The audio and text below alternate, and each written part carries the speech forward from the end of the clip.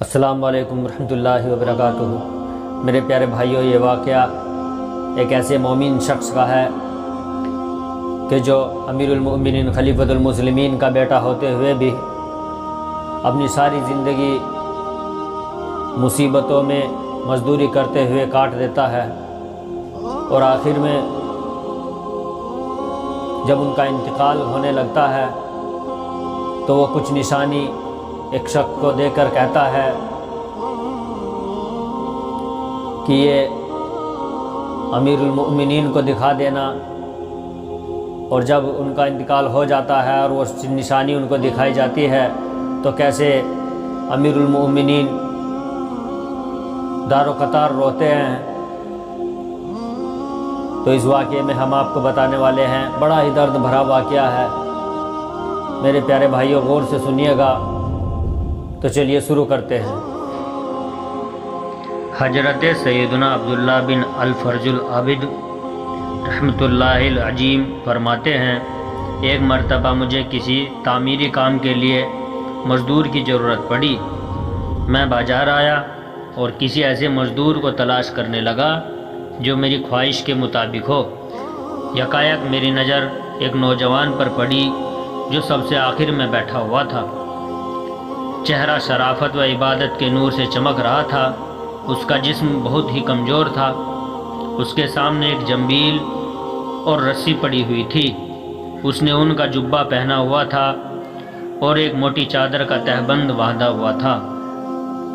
میں اس کے پاس آیا اور پوچھا، اے نوجوان، کیا تم مزدوری کرو گے؟ کہنے لگا، جی ہاں۔ میں نے پوچھا، کتنی اجرت لوگے؟ اس نے جواب دیا، 1 درہم اور 1 دانک، یعنی کہ درہم کا چھڑا حصہ لوں گا۔ میں نے کہا، ٹھیک ہے، میرے ساتھ چلو۔ وہ نوجوان کہنے لگا، جیسے ہی مؤذن ظہر کی اذان دے گا میں کام چھوڑ کر نماز کی تیاری کروں گا، اور نماز کے بعد دوبارہ کام شروع کر دوں گا۔ پھر جب عصر کی اذان ہوگی تو میں فوراً کام چھوڑ کر نماز کی تیاری کروں گا اور نماز کے بعد کام کروں گا۔ اگر تمہیں یہ شرط منظور ہے تو میں تمہارے ساتھ چلتا ہوں، ورنہ کوئی اور مزدور ڈھونڈ لو۔ میں نے کہا، تمہاری شرط منظور ہے۔ میں اسے لے کر اپنے گھر آیا اور کام کی تفصیل بتا دی۔ اس نے کام کے لیے کمر باندھی اور اپنے کام میں مشغول ہو گیا اور مجھ سے کوئی بات نہ کی۔ جب مؤذن نے ظہر کی اذان دی تو اس نے مجھ سے کہا، اے عبداللہ، مؤذن نے اذان دے دی ہے۔ میں نے کہا، آپ جائیے اور نماز کی تیاری کیجیے۔ نماز سے فراغت کے بعد وہ عظیم نوجوان دوبارہ اپنے کام میں مشغول ہو گیا اور بڑی دیانتداری سے احسن انداز میں کام کرنے لگا۔ عصر کی اذان ہوتے ہی اس نے مجھ سے کہا، اے عبداللہ، مؤذن نے اذان دے چکا۔ میں نے کہا، جائیے اور نماز پڑھ لیجیے۔ نماز کے بعد وہ دوبارہ کام میں مشغول ہو گیا اور غروب آفتاب تک کام کرتا رہا۔ پھر میں نے اسے طے شدہ اجرت دی اور وہ وہاں سے رخصت ہو گیا۔ کچھ دنوں کے بعد مجھے دوبارہ مزدور کی ضرورت پڑی تو مجھ سے میری جوزہ نے کہا، اسی نوجوان کو لے کر آنا، کیونکہ اس کے عمل سے ہمیں بہت نصیحت حاصل ہوئی ہے اور وہ بہت دیانتدار ہے۔ چنانچہ میں بازار گیا تو مجھے وہ نوجوان کہیں نظر نہ آیا۔ میں نے لوگوں سے اس کے متعلق پوچھا تو وہ کہنے لگے، کیا آپ اسی کمزور نحیف نوجوان کے بارے میں پوچھ رہے ہیں جو سب سے آخر میں بیٹھتا ہے؟ میں نے کہا، جی ہاں، میں اسی کے متعلق پوچھ رہا ہوں۔ تو انہوں نے کہا، وہ تو صرف ہفتہ کے دن آتا ہے، اس کے علاوہ کسی دن کام نہیں کرتا۔ یہ سن کر میں واپس گیا اور ہفتے کا انتظار کرنے لگا۔ پھر بروز ہفتہ میں دوبارہ بازار گیا تو میں نے اس پر پرکشش اور عظیم نوجوان کو اسی جگہ موجود پایا۔ میں اس کے پاس گیا اور اس سے پوچھا، کیا تم مزدوری کرو گے؟ اس نے کہا، جی ہاں، لیکن میری وہی شرائط ہوگی جو میں نے پہلے بتائی تھی۔ میں نے کہا، مجھے منظور ہے، تم میرے ساتھ چلو۔ وہ میرے ساتھ میرے گھر آیا اور میں نے اسے کام کی تفصیل بتا دی۔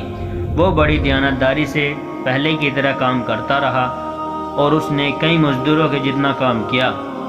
شام کو میں نے اسے طے شدہ اجرت سے زیادہ رقم دینا چاہی تو اس نے زائد رقم لینے سے انکار کر دیا۔ میں نے بہت اصرار کیا مگر وہ نہ مانا اور اجرت لیے بغیر ہی وہاں سے جانے لگا۔ مجھے اس بات سے بڑا رنج ہوا کہ وہ بغیر اجرت لیے ہی جا رہا ہے۔ میں نے اس کا پیچھا کیا اور بصد عاجزی اسے اجرت دی۔ اس نے زائد رقم واپس کر دی اور طے شدہ مزدوری لے کر وہاں سے روانہ ہو گیا۔ کچھ دنوں کے بعد جب دوبارہ ہمیں مزدور کی ضرورت پڑی تو میں ہفتہ کے دن بازار گیا اور اسی نوجوان کو تلاش کرنے لگا، لیکن وہ مجھے کہیں نظر نہ آیا۔ میں نے اس کے متعلق پوچھا تو لوگوں نے بتایا کہ وہ ہفتے میں صرف 1 دن کام کرتا ہے اور مزدوری میں 1 درہم اور 1 دانک یعنی درہم کا 6واں حصہ اجرت لیتا ہے۔ وہ روزانہ 1 دانک اپنے استعمال میں لاتا ہے۔ آج وہ بیمار تھا اس لیے نہیں آیا۔ میں نے پوچھا وہ کہاں رہتا ہے؟ لوگوں نے بتایا فلاں مکان میں رہتا ہے۔ میں وہاں پہنچا تو وہ ایک بوڑھیا کے مکان میں موجود تھا۔ بوڑھیا نے بتایا کہ یہ کئی دنوں سے بیمار ہے۔ میں اس کے پاس پہنچا تو دیکھا کہ وہ سخت بیماری میں مبتلا ہے اور اینٹوں کا تکیہ بنایا ہوا ہے۔ میں نے اسے سلام کیا اور پوچھا، اے میرے بھائی، کیا تمہاری کوئی حاجت ہے؟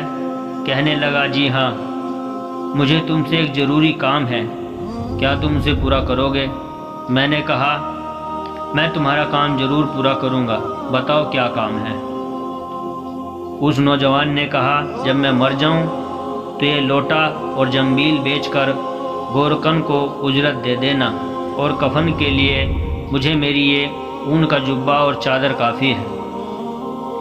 مجھے اسی لباس میں سپرد خاک کر دینا، اور میری جیب میں ایک انگوٹھی ہے، اسے اپنے پاس رکھنا، اور میری تدفین کے بعد اسے امیر المؤمنین ہارون رشید رحمۃ اللہ علیہ کے پاس لے جانا۔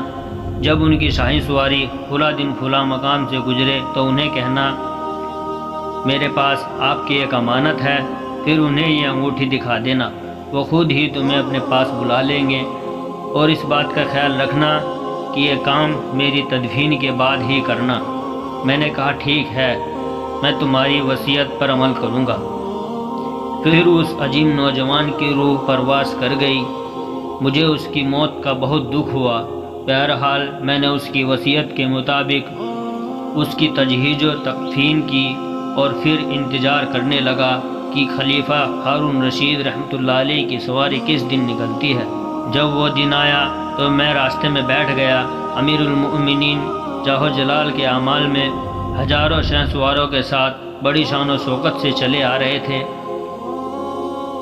جب ان کی سواری میرے قریب سے گزری تو میں نے بلند آواز سے کہا، اے امیر المؤمنین، میرے پاس آپ کی ایک امانت ہے۔ پھر میں نے وہ انگوٹھی دکھائی۔ انہوں نے انگوٹھی دیکھ کر حکم دیا کہ اسے ہمارے مہمان خانے میں لے جاؤ، میں اس سے علیحدہ میں گفتگو کروں گا۔ چنانچہ مجھے محل میں پہنچا دیا گیا۔ جب خلیفہ ہارون رشید کی واپسی ہوئی تو انہوں نے مجھے اپنے پاس بلایا اور باقی تمام لوگوں کو باہر جانے کا حکم دیا۔ پھر مجھ سے پوچھا، تم کون ہو؟ میں نے کہا، میرا نام عبداللہ بن فرج ہے۔ انہوں نے پوچھا، تمہارے پاس یہ انگوٹھی کہاں سے آئی؟ میں نے اس عظیم نوجوان کا سارا واقعہ خلیفہ ہارون رشید کو سنا دیا۔ یہ سن کر وہ اس قدر روئے کہ مجھے ان پر ترس آنے لگا۔ پھر جب وہ میری طرف متوجہ ہوئے تو میں نے ان سے پوچھا، اے امیر المؤمنین، اس نوجوان سے آپ کا کیا رشتہ تھا؟ آپ نے فرمایا، وہ میرا بیٹا تھا۔ میں نے پوچھا، اس کی یہ حالت کیسے ہوئی؟ آپ نے فرمایا، وہ مجھے خلافت ملنے سے پہلے پیدا ہوا تھا۔ ہم نے اس کی خوب نیک ماحول میں پرورش کی اور اس نے قرآن کا علم سیکھا۔ پھر جب مجھے خلافت کی ذمہ داری سونپی گئی تو اس نے مجھے چھوڑ دیا اور میری دنیاوی دولت سے کوئی فائدہ حاصل نہیں کیا۔ یہ اپنی ماں کا بہت فرما بردار تھا۔ میں نے اس کی ماں کو ایک انگوٹھی دی جس میں بہت ہی قیمتی یاقوت تھا اور اس سے کہا، یہ میرے بیٹوں کو دے دو تاکہ بوقت ضرورت اسے بیچ کر اپنی حاجت پوری کر سکے۔ اس کے بعد وہ ہمیں چھوڑ کر چلا گیا اور ہمیں اس کے متعلق بالکل معلومات نہ مل سکی۔ آج تم نے اس کے متعلق بتایا۔ پھر آپ رونے لگے اور کہا، آج رات مجھے اس کی قبر پر لے چلنا۔